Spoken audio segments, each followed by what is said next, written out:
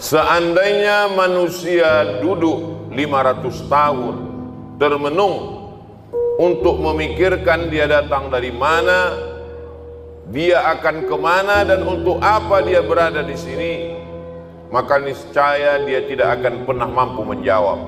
Begitu kata filosof dari Yunani.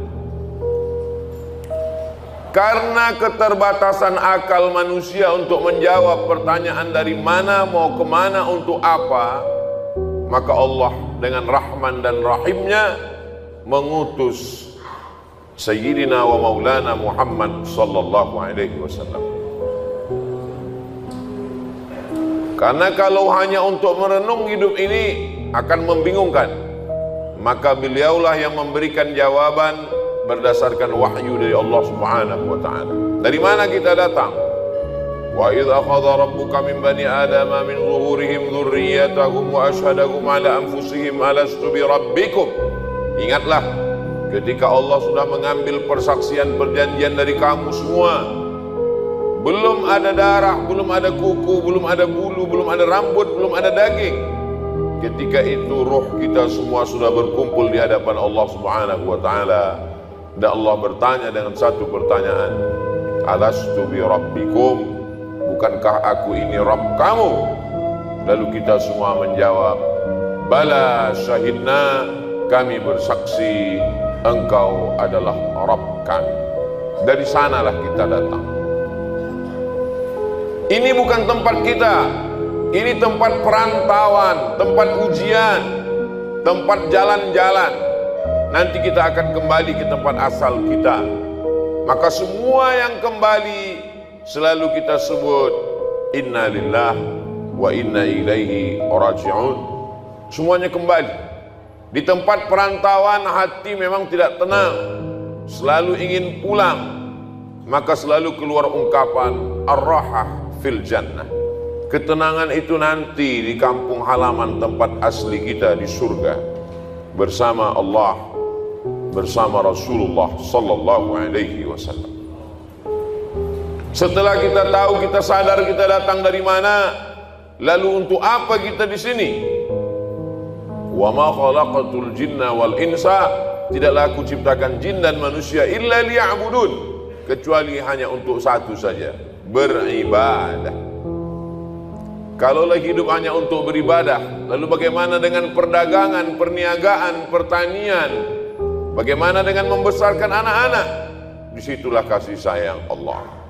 Yang berdagang pun juga bernilai ibadah. Melangkahkan kaki dari rumah, bismillahi tawakkaltu ala Allah wa a'tasamtu billah la haula wa la quwata illa billah. Maka sesungguhnya di dalam tokonya, di dalam rukonya, di dalam pasarnya dia sedang beribadah. At-tajir seorang pedagang, as-saduq jujur, al-amin amanah, tidak curang, tidak bohong, tidak tipu, tidak dusta. Ma'an nabiyyin, mereka bersama dengan para nabi, was-siddiqin, bersama dengan orang yang benar, was-syuhada, bersama orang mati syahid, was-salihin, mereka akan bersama dengan orang-orang yang saleh. Mereka beribadah. Seorang ulama ahli tasawuf bersama diberi nama Imam Junaid Al-Baghdadi. Kita selalu mengenal bahwa Islam ini iman, itulah dia akidah. Islam, itulah dia salat, zakat, haji, umrah, puasa. Dan ada yang disebut dengan ihsan. Ihsan, hubungan batin, spiritual, mensucikan hati. Suci itu bahasa Arabnya safa. Orang yang mensucikan hati, man safa qalbuhu lillah. Mereka yang bergelimang, bergelut dengan ilmu mensucikan hati disebut dengan orang-orang menekuni ilmu tasawuf. Maka di antara ulama besarnya adalah Imam Junaid Al-Baghdadi. Imam Junaid Al-Baghdadi memiliki toko di pasar. Dia pagi datang membuka tokonya, ketika ada pembeli dia akad jual beli. Ketika tidak ada pembeli dia sholat sunat. Ketika sepi dia sholat sunat. Ketika ramai dia tetap melayani, karena dua-duanya adalah ibadah. Setelah 400 rakaat dia tutup tokonya, dia pulang ke rumah. sesuai antara dunianya hasanah, akhiratnya juga hasanah. Bagaimana dengan bercocok tanam, bertani? Idza waqa'at ala ahadikumul qiyamah, kalau hari kiamat sudah mau datang, wa fi yadihi fasilah, di tanganmu ada bibit korma, falyughrisha, tanamlah bibit korma. Kenapa? Karena kita tidak berpikir siapa yang akan memakan manis buahnya, siapa yang akan bernaung di bawah daunnya yang rimbun. Kita hanya berpikir bahwa kita sudah memakmurkan alam semesta dengan tanam-tanaman. Dosa bukan hanya zina, dosa bukan hanya khamar. Man qata'a sidratan, siapa yang memotong sebatang pohon sidir, sawwallahu ra'sahu finnar, disungkurkan Allah kepalanya ke dalam api neraka. Begitulah Islam. Islam tidak hanya membatasi ibadah pada salat, rukun, syarat, wajib, sunan, sunan muakkad, itu ibadah mahdah namanya. Tapi ada perbuatan-perbuatan yang kelihatannya bukan ibadah, tapi dia bernilai ibadah. Polisi, tentara, angkatan laut, darat dan udara, mereka sedang beribadah. Kalau mereka mati, matinya jihad fisabilillah, menjaga perbatasan negara, menjaga keutuhan negara, bagian dari ibadah dengan niatkan bismillah dengan nama Allah. WC, toilet, bau busuk, jorok, najis, tempat setan, masuk ke dalamnya dengan berdoa, Allahumma inni a'udzubika minal khubuthi wal khaba'ith. Maka ketika itu dilakukan, itu pun juga bernilai ibadah. Begitulah luasnya rahmat Allah Subhanahu wa ta'ala. Langkah kaki, hayunan tangan, kedipan mata, bisikan telinga, berapa darah yang dicuci buah pinggang, berapa nafas yang berembus, berapa lintasan hati dan pikiran, kita mau semuanya itu bernilai ibadah kepada Allah Subhanahu wa ta'ala. Karena kita tidak diciptakan untuk apa-apa kecuali melainkan hanya beribadah. Itulah mengapa subuh kita katakan iyyaka na'budu, kepada Engkau kami beribadah. Tergelincir matahari kita lagi mengulang iyyaka na'budu. Condong matahari saat petang kita ulang lagi, tenggelam matahari kita ulang, sempurna gelap malam salat isya dan kita terbangun tahajud malam, kita katakan iyyaka na'budu, kami beribadah hanya kepada Engkau, tidak kepada lain. Karena memang tujuan hidup kita adalah ibadah. Bagaimana ibadah orang kaya? Dengan hartanya, bangun masjid, menyantuni anak yatim. Bagaimana dengan orang yang fakir miskin? Dengan sabarnya, dengan ridhanya, menerima takdir ketetapan Allah. Orang yang sakit pun beribadah. Yang hari ini terbaring di ruang ICU, mereka sesungguhnya juga dengan sabarnya ibadah. Kalau sesuai keinginan kita dengan keinginan Allah, yang kita doakan, yang kita harapkan datang, Allah ingin kita bersyukur. Syukur adalah ibadah. La in syakartum la azidannakum. Kalau tidak sesuai yang kita inginkan dengan yang datang, kita risau dan marah, maka kita dalam murka Allah.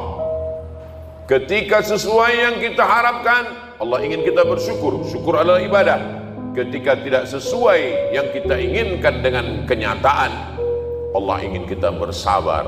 Dan sabar adalah ibadah tersempurna di antara semua ibadah. Maka Allah katakan, innama yuwaffas sabiruna ajrahum bighairi hisab.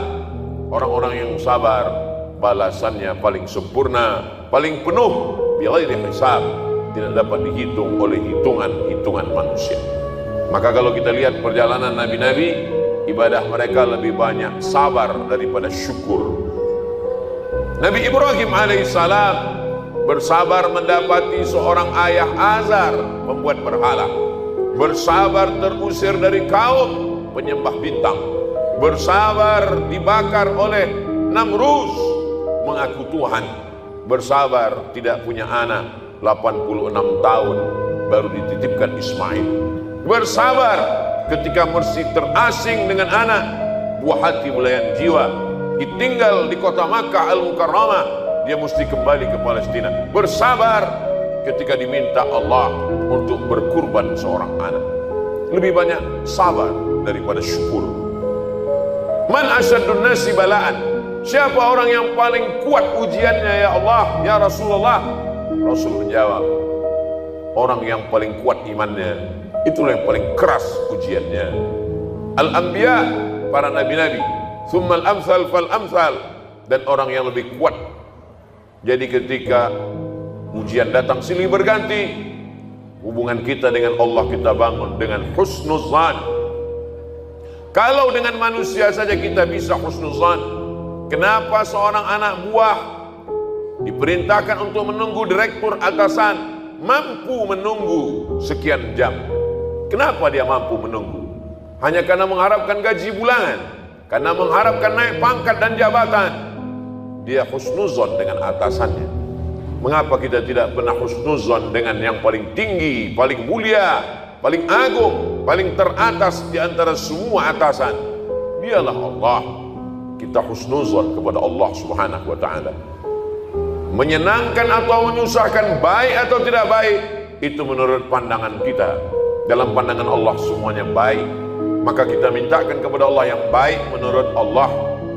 Berapa banyak anak-anak menganggap orang tua tidak sayang. Anak berharap ingin dibelikan handphone, anak berharap ingin dibelikan sepeda motor, anak berharap ingin dibelikan mobil. Orang tua yang tidak membelikan keinginannya menganggap orang tua tidak sayang. Padahal itulah orang tua yang sayang. Dia tidak ingin anak ini rusak. Dia tidak ingin anak ini kecanduan game online. Dia tidak ingin anak ini akalnya tidak dipakai untuk belajar. Seorang anak saja sulit untuk menangkap logika seorang ayah. Bagaimana dengan logika Allah Subhanahu wa ta'ala? Maka hubungan kita dengan Allah yang paling indah adalah hubungan husnuzan. Buah daripada husnuzan adalah ridha. Sebelum matahari terbit kita sudah katakan aku ridha. Raditu billahi rabba. Aku ridha menerima segala ketetapan-Mu ya Allah. Orang yang paling bahagia adalah sururul qalbi bimururil qada. Hati merasa bahagia melewati perjalanan takdir Allah Subhanahu wa ta'ala. Sampai kapan? Lelah, letih, kecewa, sakit hati, marah. Sampai kapan? Sampai akhirnya kita tidak lagi mampu berkata dan berbuat apa-apa. Muda, belia, terang benderang, sampai pada akhirnya menguning, layu dan mati. Di sini tempat kita sejenak singgah dalam perjalanan panjang, mampir sejenak ke pom bensin, ke toilet, berwudu, makan, istirahat. Setelah fresh, kita lanjutkan perjalanan. Perjalanan kita selanjutnya adalah kembali menghadap Allah. Ketika kita sudah lulus dengan berbagai macam ujian, ridha, sabar, tawakal, berat ujian hidup, ada yang maha besar tempat mengadu. Angkat kedua tanganmu, katakan Allahu Akbar. Besar ujian hidupmu, ada yang maha besar. Allahu Akbar. Besar dosamu, ada yang ampunannya lebih luas. Dhunubi mithlu a'dadir rimali. Dosaku sebanyak buih di lautan, sebanyak pasir di pantai, tapi ampunanmu lebih luas, lebih banyak lagi daripada itu ya Allah. Abu'u laka bi ni'matika alayya. Aku datang menghadapmu membawa nikmatmu, nikmat mata, nikmat tenaga. Wa abu'u bi dzambi. Tapi justru aku datang membalasnya dengan dosa-dosaku. Tapi aku yakin dan percaya Engkau mengampuni segala silap, salah dan dosa. Innallaha yaqbalu taubatal 'abdi qabla an yugharghir. Allah menerima taubat seorang hamba. Sampai kapan? Adakah batasan 40 tahun? Tidak ada. Sebelum ghargharah, sebelum sakratul maut, kembali ke jalan Allah. Ya ayyuhalladzina amanu, orang yang percaya bahwa dia akan kembali kepada Allah, hidup sejenak sementara. Man arafat dunya hanan alaihi. Siapa yang kenal dunia, maka ringan bagi dia menjalani hidup dunia. Dunia tak sampai setengah sayap nyamuk. Dunia tak sampai setetes dari lautan samudera. Bagi yang dapat setetes, jangan bangga, jangan bahagia, karena yang kau dapat hanya setetes. Bagi yang tidak dapat jangan kecewa, karena yang tidak kau dapatkan pun cuma hanya setetes. Masih ada lautan yang luas. Walal akhiratu khairul laka minal ula. Akhirat lebih utama. Wal akhiratu khairu wa abqa. Akhirat lebih baik, akhirat lebih kekal. Seorang penggali parit berkubang lumpur dari jam 7 pagi sampai jam 7 petang, gajinya dimakan, diambil oleh orang yang lebih berkuasa, yang lebih hebat. Kecewa, sakit hati, dia masih bisa tersenyum. Mengapa? Karena dia yakin ada akhirat. Malik yaumiddin. Di sana ada keadilan, di sana akan ada perhitungan. Hatta yuqadu satul jalha, hatta yuqadu satul qarna, sampai-sampai kambing yang bertanduk akan dituntut oleh kambing yang tidak bertanduk. Begitulah keadilan Allah Subhanahu wa ta'ala. Untuk apa ada akhirat? Bagi mereka yang A, tidak, T, keyakinan, is. Orang yang meyakini tidak ada Tuhan, tidak ada malaikat, tidak ada akhirat, mereka akan stres, mereka akan depresi, mereka akan bunuh diri. Bagi mereka gedung yang tinggi puncak daripada penyelesaian segala masalah. Naik ke atas gedung, terjun ke bawah. Kalau dia bahagia, sebahagia-bahagianya, karena menurutnya dialah puncak kebahagiaan, tidak ada Tuhan. Kalau dia stres, susah, depresi, dia akan amat sangat menderita dalam hidup. Orang beriman, kalau dia sukses, kalau dia kaya, kalau dia berkuasa, maka dia akan berkata, hadza min fadli rabbi, ini karunia Tuhanku, liyabluwani, untuk menguji aku. Ashkur, apakah aku akan bersyukur, am akfur, atau aku akan kufur.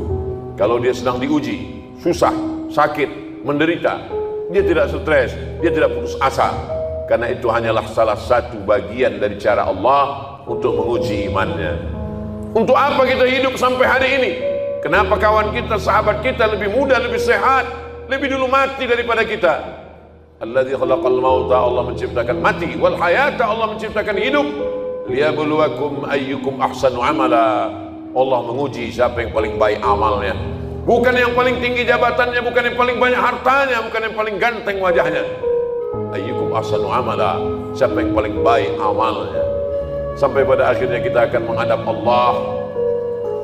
Allah mengundang, ya ayyatuhan nafsul mutmainnah, wahai jiwa yang tenang, irji'i ila rabbiki radiyatan mardiyah. Kembali, ini bukan tempat engkau, ini hanya tempat persinggahan. Kembali ke tempat yang lebih baik, lebih kekal, lebih abadi. Irji'i ila rabbiki radiyatan, engkau dalam keadaan ridha, mardiyah, dan Allah pun meridai engkau. Fadkhuli fi ibadi, masuklah ke dalam golongan hambaku. Wadkhuli jannati, masuklah ke dalam surga. Innal ladzina amanu, orang-orang yang percaya, tsumma istaqamu, kemudian mereka istiqamah, tatanazzalu alaihimul malaikah, turun malaikat kepada mereka. Apa kata malaikat? Allah takhafu, jangan takut, jangan takut dengan sakaratul maut, jangan takut. Wala tahzanu, jangan sedih, jangan cemas, jangan sedih meninggalkan istri, anak, keluarga, kantor, kawan, sahabat. Jangan sedih. Setelah takutnya hilang, sedihnya terbang. Wa abshiru bil jannati allati kuntum tu'adun, berbahagialah, engkau mendapatkan janji Allah. Dan Allah kalau sudah berjanji, innaka la tukhliful mi'ad, engkau tidak pernah ingkar janji. Semoga kita selalu dalam keadaan istiqamah iman dan Islam, bersabar dalam keadaan senang, kenyang, diberikan kekuatan dalam keadaan susah dan payah.